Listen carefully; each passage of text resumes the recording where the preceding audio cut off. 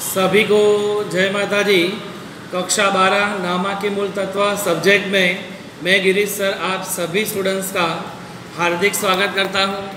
आज हम chapter number 5 प्रवेश के अंदर सवाल नंबर 18 का अध्ययन करेंगे, बराबर, जो पेज नंबर 214 पर दिया है। सवाल नंबर 18 में लिखा है, जैनी और अन्य 3:2 के प्रमाण में लाभ हानि बांटने वाले साझेदार हैं। 31/3/2016 के दिन उनकी बेड़ी की पक्की तलपट निम्नानुसार थी। पक्की तलपट है 1/4/2016 के दिन प्रियंका को निम्न की शर्तों पर नए साझेदार के रूप में प्रवेश दिया। कौन आ रही है नई साझेदार? प्रियंका। थोड़ा इतना पढ़ते रफ काम कर देंगे। सबसे पहले पुराने साझेदार कौन है? जैनी और अन्य 3:2। तो लिखेंगे आवश्यक गणना में साझेदार जैनी अन्य। जैनी का अन्य का ये पुराना भाग उन्होंने लिखा है 3:2। तो हमने भी लिखा 3:2, माने टोटल 5 हुआ, तो 3/5 2/5। आगे समायोजन ठीक करते हैं। प्रियंका ने ख्याति रोकड़ में साझेदार का समायोजन नहीं ठीक करता। जैनी अन्य साझेदार के नाम है, इसे उसे भी नहीं ठीक करेंगे। नया लाभाने का अनुपात दिया है, तीनों का होगा। तो लिखेंगे आवश्यक गणना में नया अनुपात, नया भाग जैनी अन्य और नई कौन आई थी? प्रियंका का प्रवेश हुआ था। तो जैनी अन्य प्रियंका क्या नया भाग क्या है? 2 2 1। टोटल कितना हुआ? 5। 2/5 2/5 1/5। आगे डूबत अनामत की आवश्यकता नहीं है, तो देनदार पे टिक करो। मकान है तो मकान में टिक करो। विनियोग है तो विनियोग में टिक करो। यंत्र है तो यंत्र में टिक करो, बराबर। सभी समायोजन ठीक हो गए। लास्ट में कहा है कि आवश्यक खाते और बाकी तल पर तैयार कीजिए। तो आवश्यक खाता पुनः मूल्यांकन खाता बनाओगे, साझेदार का पूंजी खाता बनाओगे। क्वेश्चंस में बैंक खाता लिखा है तो बैंक खाता बनाओगे। अंत में पक्की तल पर। चलो सबसे पहला कार्य हमारे संपन्न पक्ष की एंट्री रखना। फर्स्ट ऑफ ऑल मकान 42,000, ठीक है, इनर कॉलम में मकान 42,000 इनर कॉलम में। नेक्स्ट यंत्र 17,500, तो संपत्ति इनर पक्ष में लिखेंगे यंत्र 17,500। विनियोग 63,000, ठीक है, इनर कॉलम में लिखेंगे विनियोग 63,000। देनदार 56,000 में से 28 घटाने के बाद 53,200 तो लिखने के कौन से हैं? तो उसे लिखा है कि डूबत अनामत का प्रावधान आवश्यक नहीं है। इसका अर्थ ये है कि डूबत अनामत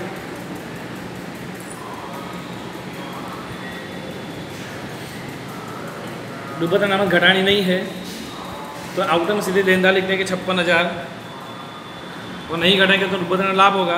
पुनः मूल्यांकन खाते जमा 2800। डबल एंट्री हुई। डूबत अनामत की एक तो घटानी नहीं है और दूसरी पुनः मूल्यांकन खाते जमा लाभ है, इसलिए। बैंक 39,200 बैंक खाते में लिखेंगे, शेष आगे लाए 39,200। पूंजी खाते के जमा पक्ष में लिखेंगे शेष आगे लाए। कितने शेष आगे लाए? 70,000 और 56,000। 70,000 और 56,000। सामान्य अनामत आप जानते हैं कि सामान्य अनामत एकत्रित लाभ है, उसे भी पूंजी खाते जमा में बांटेंगे 8,400। पूंजी खाते जमा पक्ष में लिखा आपने सामान्य अनामत कौन से भाग में? तो उसने लिखा था पुराना भाग क्या था? 3:2 में बांट दो, तो 5,040 और 33,60 आएंगे। विनियोग अनामत 4200 है। विनियोग अनामत के लिए विनियोग की एंट्री देखनी पड़े तो विनियोग की कीमत 68,950 है, जबकि पुराने विनियोग कितने हैं? 63,000 के हैं। इसका कीमत में वृद्धि हो रही है तो लाभ होगा, तो इसके लिए पुनः मूल्यांकन खाते जमा होगी। इसका कुछ हानि नहीं है। अगर कमी होती तो अनामत में से घटा देते। फिलहाल कमी नहीं है, इसे अनामत में कुछ भी घटाएंगे नहीं, लाभ हो रहा है इसलिए। विनियोग अनामत 4200 को हम पुराने अनुपात में 3:2 में बांट देंगे हम पूंजी खाते जमा में। विनियोग अनामत बांटा हमने 25/20 और 1680। कारीगर लाभ भाग फंड हमारा दायित्व है। दायित्व है तो पूंजी दायित्व में लिखेंगे 31,500। पूंजी दायित्व में लिखा कारीगर लाभ भाग फंड 31,500। लेनदार 44,800, तो लिखेंगे लेनदार 44,800। आगे फर्स्ट समायोजन प्रियंका ख्याति पेटे 14,000 रोकड़ में लाएगी। अगर ख्याति लाएगी तो रोकड़ में ख्याति लाए तो आप जानते हो कि 2 एंट्री होती है, रोकड़ खाते उधार, ख्याति के प्रीमियम खाते जमा। बंद करते खाता तो ख्याति के प्रीमियम खाते उधार पुराने साझेदारों के पूंजी खाते जमा त्याग के अनुपात में। त्याग का अनुपात देने के लिए हमें यहाँ पे नए लाभ आने का अनुपात दिया 2:1 और हमारे पास पुराना भी है। पुराना और नया अनुपात दिया हो तो उस पर से हमें त्याग का अनुपात तो मिल ही जाएगा। हम गणना में आते हैं, सभी स्टूडेंट ध्यान देंगे खास। त्याग का सूत्र क्या था? पुण्य, पुराना माइनस नया। जे का पुराना भाग 3/5 माइनस नया भाग 2/5। 3 में से 2 गए तो 1, 5 के 5 के आएंगे। देखते हैं दूसरे साझेदार है ए। पुराना भाग कितना है? 2/5, नया भाग भी 2/5, तो 0। इसका त्याग केवल जे ने किया तो पूरी की पूरी ख्याति किसको दे देंगे हम? जे को। ए को कोई ख्याति मिलेगी नहीं। तो पहली एंट्री क्या थी? ख्याति की रोकड़ खाते उधार ख्याति के प्रीमियम खाते से। सेकंड एंट्री थी ख्याति के प्रीमियम खाते उधार पुराने साझेदार की जगह केवल क्या आएगा, जे के पूंजी खाते जमा। कितने खाते वो रोकड़ में ला रही है, तो 14,000 14,000 14,000 बराबर। खतों नहीं करते हैं, रोकड़ खाते के उधार पक्ष में रोकड़ या बैंक बराबर, रोकड़ या शब्द क्या लग सकते हैं, बैंक। और बैंक खाते के उधार पक्ष में क्या लिखेंगे, खाते के प्रीमियम खाते। तो बैंक खाते के उधार पक्ष में लिखेंगे खाते के प्रीमियम खाते 14,000, और इसकी खतौनी नहीं होती तो जे के खाते से है, जे खाते जमा में 14,000 नाम लिखेंगे खाते के प्रीमियम खाते। जे खाते के जमा पक्ष में लिखेंगे 14,000 लिखेंगे खाते के प्रीमियम खाते। आगे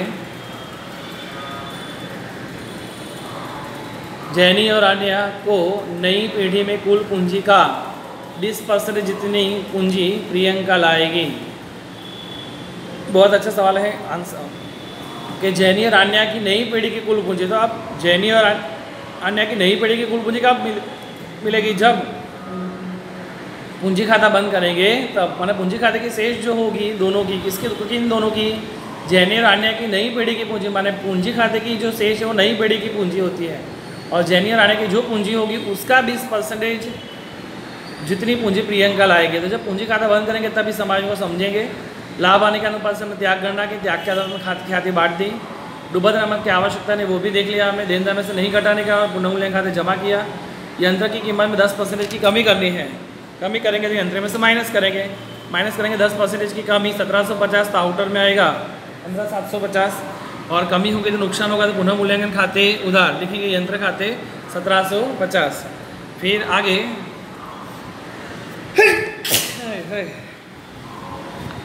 मकान की बाजार कीमत 13,000 गिननी है, तो मकान है कितना हमारा 42,000 का 70,000 गिननी है, तो कितने की वृद्धि करनी पड़ेगी 28,000, तो प्लस करेंगे 28,000, आउटर में 70,000 वृद्धि होने से लाभ होगा, लाभ होगा तो पुनः मूल्यांकन खाते जमा, मकान खाते 28,000। आगे विनियोगों की बाजार कीमत 68,950 है, तो विनियोगों की कीमत बढ़ गई है तो प्लस करेंगे 68,950 होगी विनियोग की कीमत, तो कितने की वृद्धि होगी 5,950, प्लस करेंगे इसमें, वृद्धि होने से लाभ होगा तो पुनः मूल्यांकन खाते जमा लिखेंगे विनियोग खाते 5,950। लास्ट समायोजन, जैनी और आन्या नई पीढ़ी में अपने दोनों की जो कुल पूंजी है, माने इन दोनों की जो कुल पूंजी आगे देखा था, नई पीढ़ी की जो कुल पूंजी अपने संबंधित नए लाभ आने के प्रमाण में रखेंगे। अच्छा, तो उसमें ही दूसरा समायोजन आ गया, माना अंतिम शेष जो निकलेगी इन दोनों की जो भी निकलेगी वो कौन से अनुपात में रखनी है, नए लाभ आने के अनुपात में, और आवश्यक समायोजन कहाँ लिख जाने हैं, बैंक खाते लिखने हैं। तो ये दोनों समायोजन एक ही होंगे, अलग अलग दिए हैं। तो जैनी और आन्या की पहले तो कुल पूंजी निकालेंगे, उसके आधार पर प्रियंका 20% पूंजी लाएगी। अब जैनी और आन्या की जो कुल पूंजी है उसको भी कौन से अनुपात में रखना है, नए लाभ आने के अनुपात में, और डिफरेंस आएगा उसे बैंक खाते में ले जाएंगे, बराबर है। तो सबसे पहला कार्य हमारे कुल पूंजी निकालने की, पूंजी निकालने के लिए हमें पुनः मूल्यांकन खाता बंद करना पड़ेगा। तो हम आते हैं क्वेश्चंस के आंसर में। पुनः मूल्यांकन खाते के तीनों पक्ष टोटल ज़्यादा आ रहा है 36,750, 36,750, 1750 घटा दो, डिफरेंस निकला 35,000। इस 35,000 डिफरेंस को हम कहेंगे पुनः मूल्यांकन खाते उधार पक्ष में जो डिफरेंस निकला पूंजी खाते ले जाएंगे। अगर पूंजी खाते यहाँ उधार है तो पूंजी खाते के जमा पक्ष में लिखेंगे पुनः मूल्यांकन खाते 35,000 को 3:2 में बांटा था, 21,000 और 14,000, 21,000 और 14,000, बराबर है। अभी हमें फर्स्ट ऑफ ऑल हमें क्या निकालना है, जैनी और आन्या की नई पीढ़ी में कुल पूंजी निकालेंगे और उसका 20% जितनी रकम पूंजी प्रियंका लाएगी। तो पूंजी खाते में देखा जाए, अगर मैं ये खाता में बंद करके यहाँ शेष लिखूँ, शेष आगे ले गए ऐसा, बराबर, ये टोटल यहाँ लिखूँ, इसका टोटल यहाँ लिखूँ सबका, और डिफरेंस निकाले तो नए अनुपात में नहीं होगा, क्योंकि 8वां समायोजन ऐसा कहा है हमें कुल पूंजी तो नए लाभ आने के प्रमाण में रखनी है। इसका इसके पहले तो शेष निकालते, पूंजी निकलती कितनी है, तो जे का टोटल करेंगे। अब हम देखते हैं यहाँ पे प्रियंका की पूंजी की गणना, पूंजी खाते की अंतिम शेष, जो पूंजी खाते की अंतिम शेष, तो ये पूंजी खाता है उसके अंतिम शेष मान सबका टोटल करेंगे जे का, तो आ रहा है 1,12,560। ठीक वैसे ही ए का अगर हम टोटल करते हैं तो ए का टोटल आ रहा है 75,040। इसका टोटल दोनों की जे और ए की अंतिम पूंजी टोटल है 1,87,500। अब यही तो उन्होंने कहा है कि इनकी नई पीढ़ी की जो कुल पूंजी है उसका 20% प्रियंका पूंजी लाएगी, तो टोटल पूंजी है 1,87,500 का 20%, इसका 37,520 रोकड़ में पूंजी कौन लाने वाली है, प्रियंका। बराबर, ये दूसरा समायोजन हल हुआ। अगर प्रियंका पूंजी लाएगी तो रोकड़ आएगी, आए तो उधार, तो रोकड़ या बैंक खाते उधार पक्ष में लिखेंगे। प्रियंका पूंजी ला रही तो लिखेंगे प्रियंका के पूंजी खाते, कौन पूंजी लाई? प्रियंका। तो लिखेंगे प्रियंका के पूंजी खाते कितने पैसे लाई वो? 37,520। तो लिखेंगे हम यहाँ पे 37,520। और प्रियंका के पूंजी खाते के जमा पक्ष में लिखेंगे बैंक खाते। क्या लिखेंगे? बैंक खाते। कितना पैसा लाई वो? 37,520, बराबर है 37,520। अब इन दोनों की जो शेष है वो तो हमें नए अनुपात में रखनी है। तो इन दोनों का जो टोटल आया जे और राजैनी टोटल इतना 187,500।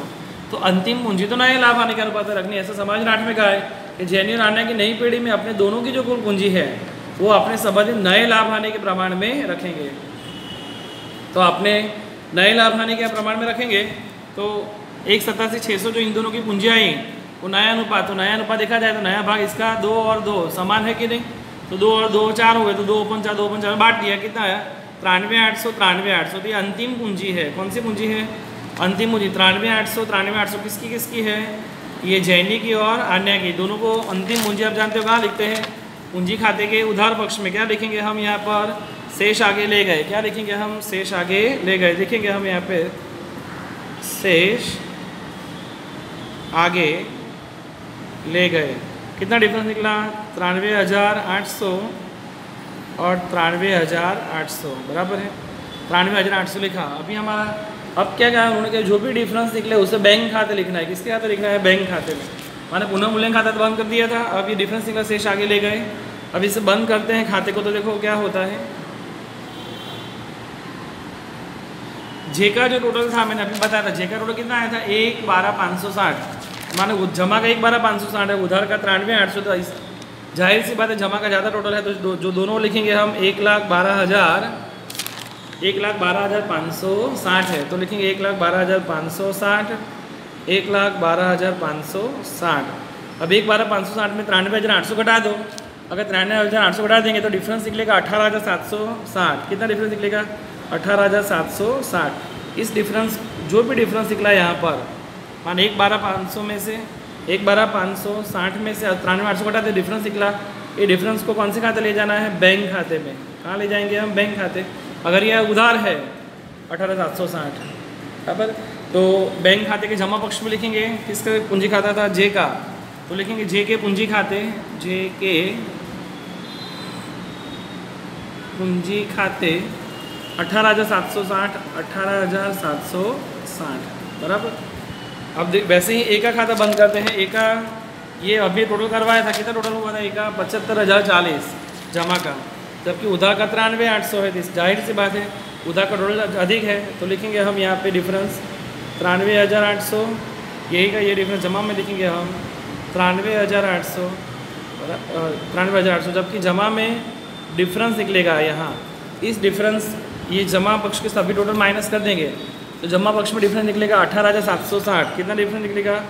18,760। इसको भी कौन से खाते ले जाने का? बैंक खाते में ले जाएंगे। कौन से खाते ले जाएंगे हम?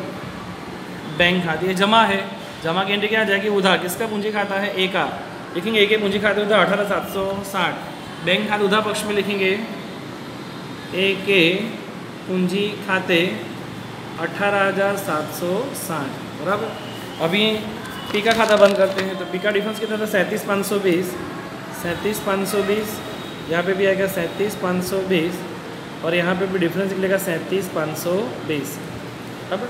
ये तीनों किस पूंजी खाते की हम ले जाएंगे पूंजी खाते में 93,800, 93,800 तो सेम है 93,800, 93,800 और पी की है 37,520। तो डिफरेंस लिख लेंगे हम 37,520 है तो 37,520 तो लिखेंगे हम 37,520।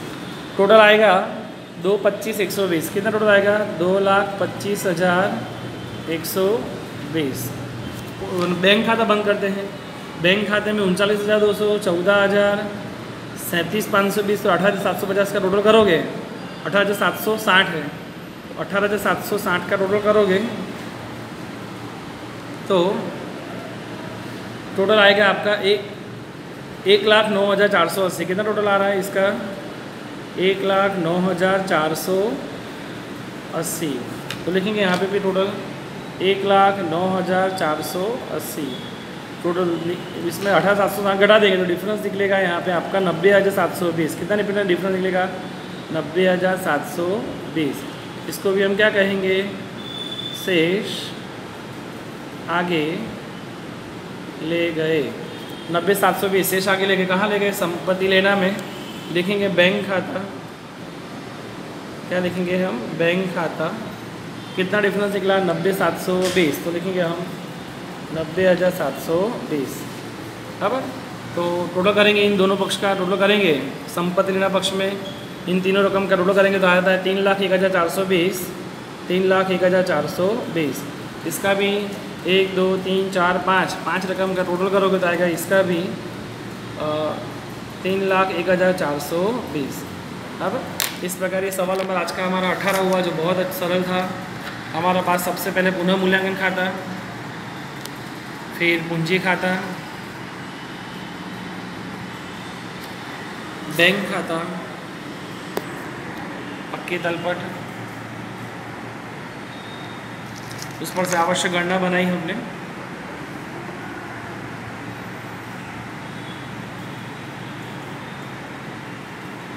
सभी स्टूडेंट्स होमवर्क में सवाल नंबर 18 तो है ही, और साथ में आप सॉल्व करोगे